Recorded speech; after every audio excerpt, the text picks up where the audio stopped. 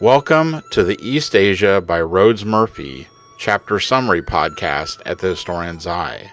Please subscribe, and if you'd like to be notified when new episodes appear, click the bell icon. Chapter 14, Tokugawa Japan. Section 1, Introduction. Iyasu's victory at Sekigahara in 1600 ushered in the longest period of peace and stability in Japanese history. Both the economy and commerce grew, making Japan ready to join the modern world. Yet at the same time, the Tokugawa closed Japan to outside influence until the 1850s. The shogunate maintained a feudal system, more rigid and more centrally governed.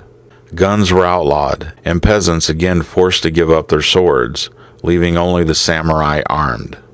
Japan was centered on the Kanto Plain, ruled by the Tokugawa. Dependencies, or Han, were administered by the daimyo. There were roughly 265 Han. The Han varied greatly in size and included most productive areas. The biggest cities, Edo, Kyoto, Osaka, Nagasaki, and others, were ruled directly by the shogunate. Iyasu's castle at Edo was finished in 1606. Ieyasu put some of his extended family in charge of Han at strategic locations near the center of power. These families were also to provide heirs for the shogunate if necessary. The outer daimyo were families that had been established by the time of Iyasu's victory in 1600. These rulers administrated their own domains and provided troops for the shogun's army. Daimyo lands were subject to confiscation and their troops limited. The Sankan Kotai, or alternate attendance system, was used by the shoguns to maintain control over the daimyo. Wives and heirs of the daimyo were kept in Edo. Daimyo themselves were required to be present in alternate years, a custom that was very costly for them. Moving their households from Edo to their estates, the long procession, or Tokaido, became an influential cultural institution. Section 2, the Tokugawa Order. The Bakufu still governed in the name of the empire at Edo. Two councils led the government, one of elders and one of younger peers. The Bakufu tried to preserve and strengthen a division of society between warrior scholars, peasants, artisans, the despised merchants, and outcasts. Merchants were prevented from appearing similar to the upper classes, and they were forced to bow low before samurai or aristocrats. The upper classes were about 6% of the population, and peasants about 80%. The Ita, or outcast, were about 2% of the population, and performed polluting occupations. Though samurai were supposed to serve lords, many of them were masterless ronin. Pressure built up as a result of trying to set in concrete social relationships that were evolving. Rebellions occurred both in towns and in the countryside. Although forbidden, impoverished aristocrats sometimes married their children to those of merchants. Rich merchants rose in prominence. Section 3, Exclusion of Westerners. Ieyasu at first wanted to maintain foreign trade by encouraging a few Christian missions, as well as permitting the Dutch and English to establish trade bases at Hirado. Like Hideyoshi, Ieyasu thought missionaries disruptive. In 1606, Ieyasu had begun to issue decrees against Christians. Iyasu's death in 1616 ushered the final shift in policy. In 1617 and again in 1620, all missionaries were ordered killed or expelled. The Shimabara Rebellion from 1637 to 1638 saw Christian peasants revolt against heavy taxation. Survivors were slaughtered and many crucified along the main roads as an example of what would result of similar behavior. Some of the rebels survived and continued to practice in secret. From 1640, registration at Buddhist temples was required of all Japanese. Trade continued through Dashima in Nagasaki Harbor, yet its overall impact was small.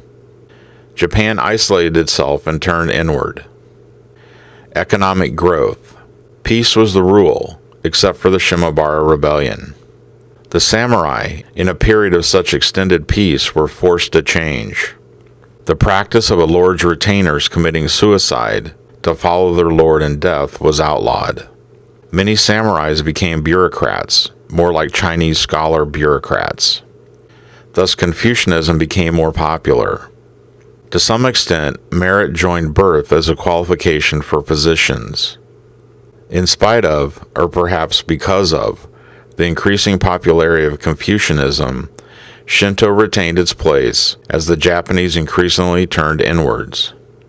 Trade boomed. Commerce was subject to light taxation. The expense of the alternate attendance system led many daimyo to look for sources of revenue, including small industries in handicrafts, salt, fish, and more. Surplus rice might now be sold to feed the towns, along with sake and soybean sauce. Edo and urban culture. Edo expanded to 1 million, increased by the alternate attendance system and those that served them. The town was a port, enlarged through the reclamation of marshy areas. Soldiers and samurai, laborers, and others serving the bakufu swelled the urban population. Merchants dominated the urban culture. Though forbidden to wear silk, commoners might do so under cheaper cloth garments. Rich commoners also built luxurious homes and patronized artists. The so-called floating world of amusements included geisha houses, restaurants, and theaters. Woodblock prints portrayed this culture. The work of Utamaro from 1753 to 1806 depicted geishas and kabuki actors. Play-going was very popular. Kabuki plays were more lively than the no plays. Bunraku, or puppet plays, allowed for women's roles after actresses were forbidden to perform from the mid-1600s. Chikamatsu Monzaemon, from 1623 to 1724, was the master of both kabuki and puppet plays. Haiku reached its height in this period. Genroku culture. The period from the late 1600s to the early 1700s, roughly the lifespan of Chikamatsu, was called the Genroku culture. The pleasure quarter was a district known as Yoshiwara, and most of its clientele were merchants, though samurai also might visit. The culture was increasingly bourgeois. Other cities. Kyoto had about 400,000 residents, largely the samurai and those who supplied their needs.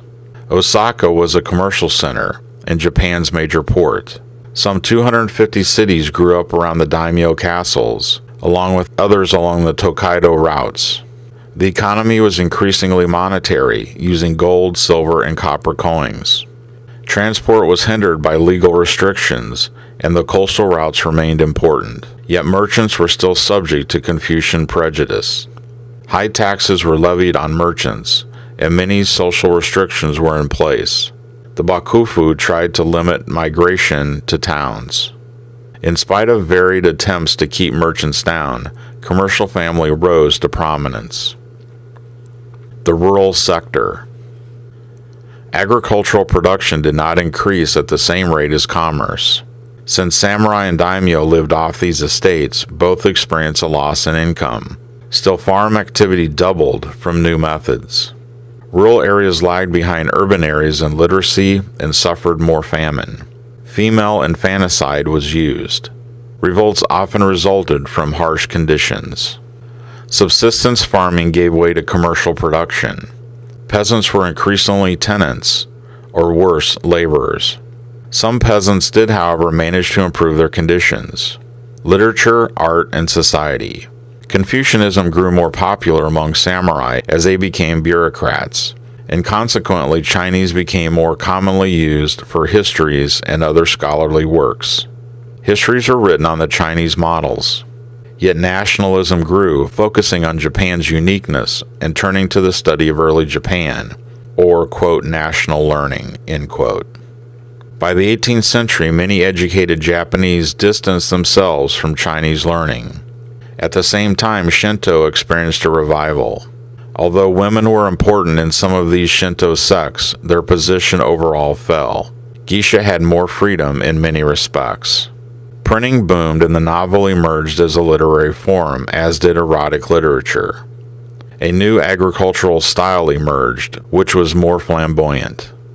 Examples included Nikko north of Edo and Nijo Castle in Kyoto. Painting was more conservative, although some artists developed along lines less tied to these Chinese models. Woodblock prints and hokusai. The art of woodblock printing, especially in multiple colors, reached its height. Many more could now afford artworks. The two masters were Hokusai and Ando Hiroshige. Hokusai, from 1760 to 1849, is best known for his 37 views of Mount Fuji. He was a devout Buddhist, and his name honored a Buddhist saint. His early work was in book illustration. Ando Hiroshige, from 1797 to 1858, is known for his 53 post stations on Tokaido. Their style had a great influence in the West. The craze for chinoiserie was at its height, and to it was added the taste for Japaneserie. Artists as different as Whistler and Van Gogh were inspired by Japanese prints. Strains in the Tokugawa system. Great strains resulted from the breakdown of the hierarchy the Tokugawa had carefully put in place. The stipends paid to samurai were reduced to save money, and only those samurai who were working as bureaucrats throve. Those samurai, many of them ronin, who became destitute were nicknamed the sweet potato samurai. Peasants suffered even more, and riots resulted, increasing in the later 1700s. Weak rulers such as Tsunayoshi, who reigned from 1680 to 1709, made things worse. Tsunayoshi was nicknamed the Dog Shogun because of his protection of dogs. Yoshimune, who reigned from 1716 to 1745, was more competent. He followed strict Confucian principles, reasserting rigid social hierarchies and demanding increased agricultural production. His actions inadvertently hurt both the samurai and the peasants. Tanuma Okatsuga, from 1719 to 1788, increased foreign trade. He also promoted licensing of guilds and merchants and set taxes on trade. Later shoguns followed Yoshimune, and the problems deepened. Riots increased, especially in cities.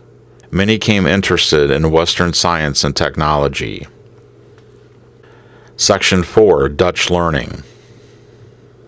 Dutch learning, or Rangaku, was the name given to Western learning in Japan. In spite of restrictions, a great deal came through Dashima, including books. The Bakufu permitted importation of books after 1720 and required Dutch merchants to come to Edo. The Japanese learned about Western art and technology.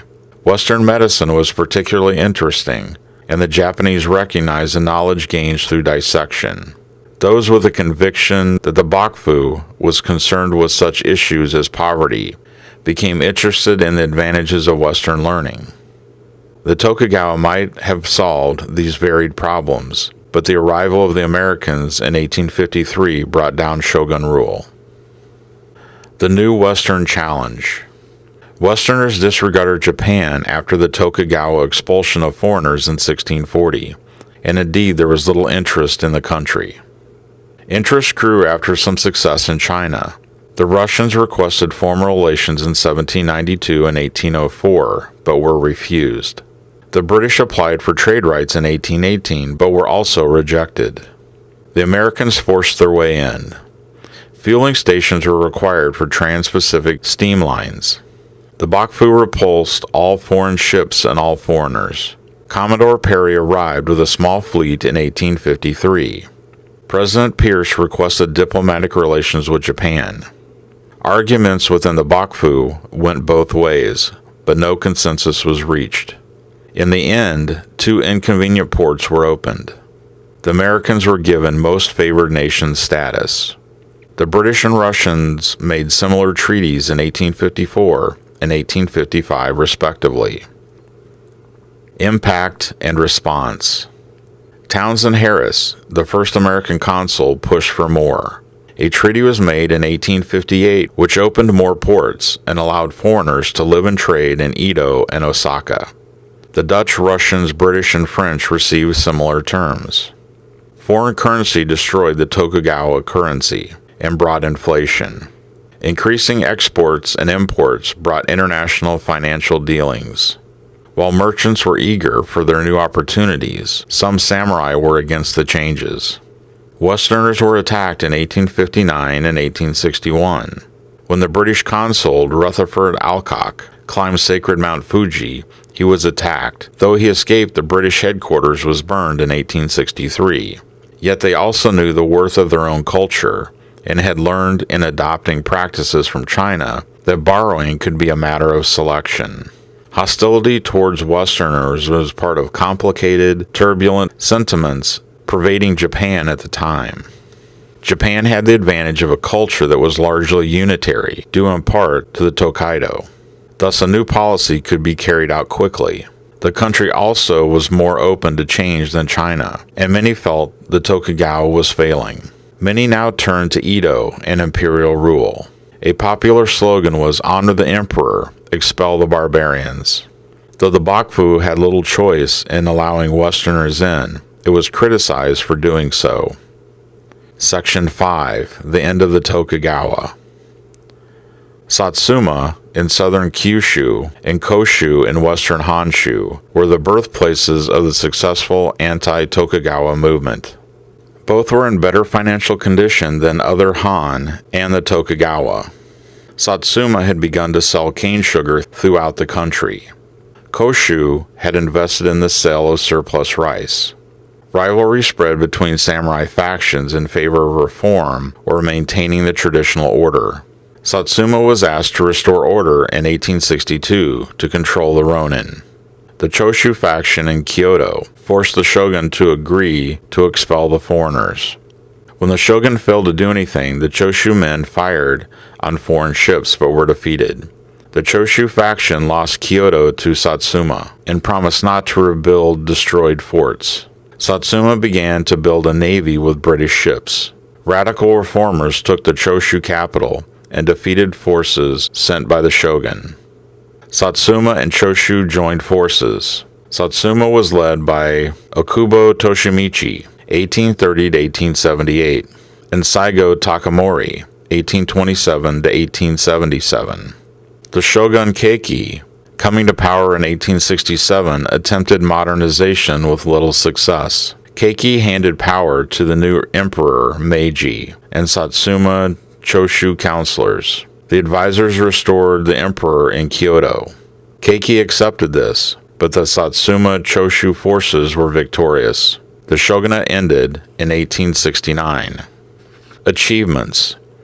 The Tokugawa had governed in considerable peace accompanied by economic growth. Environmentally, the Tokugawa attempted to slow destruction and was successful in guarding the forest. Confucian principles pushed the Tokugawa to increase agricultural production. In many areas, the Tokugawa rule laid the foundation that allowed Japan to modernize.